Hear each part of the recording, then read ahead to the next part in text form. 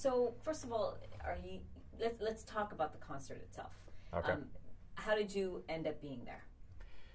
Well, I bought tickets about maybe 3 weeks prior to the show from my, he's my roommate and good friend Eric Close. Bought him and I a ticket to go see the show. And we also had friends of ours, really good friends of ours, going to see the show with us.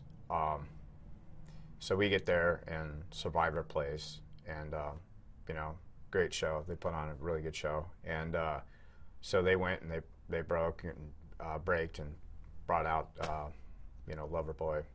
Big fan? Yes, yeah. We all were fans of those guys, So they come out, they do their first song, and Mike Reno professes to the crowd that he's got the flu, so he's going to shoot for a couple more songs and see how it goes. So he was only good for about 2 more songs, and then a good friend of his, Catherine St. Gerb, I think her name was, she comes out and she goes, well, I'm obviously not Mike Reno, I wish I was. And the one she said, is there any singers that know the songs? Well, my buddy Colin Matson was a few rows down from us. He was 1 row up from us, I think. Anyways, he jumps up on his seat and he points at me and he's like, get Steve up there, And so the next thing you know, I'm being drugged up on stage and pushed on stage, and then I'm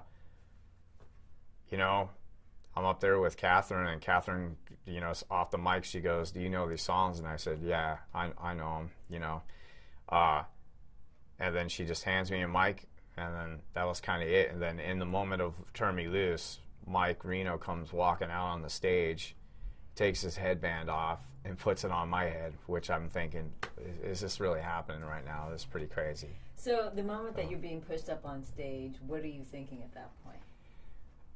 It was just a blur to me, the whole thing was, and I just felt like it wasn't really even happening. But when you're in a moment of like being on stage in front of that many people, what do you do? Do you set yourself up to completely fail the crowd, or you go out there and you rock the house? So that's what I did. I went out there to rock it and make sure everybody had a good time, and if it wasn't Mike Reno up on stage, it had to be somebody on stage, whether it was me or somebody else from the crowd. So,